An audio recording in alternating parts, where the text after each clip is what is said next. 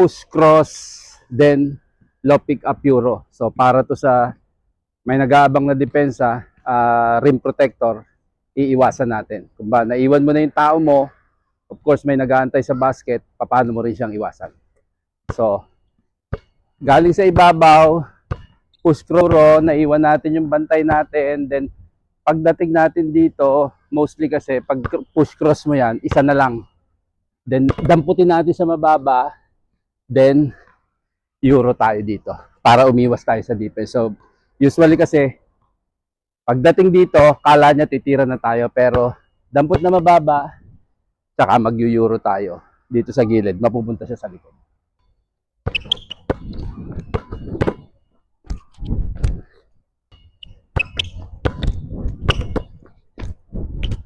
Practicein, tamang timing, okay? I-score tayo dyan. Ha? Iniwan natin yung isa, may nag-aabang sa basket, okay?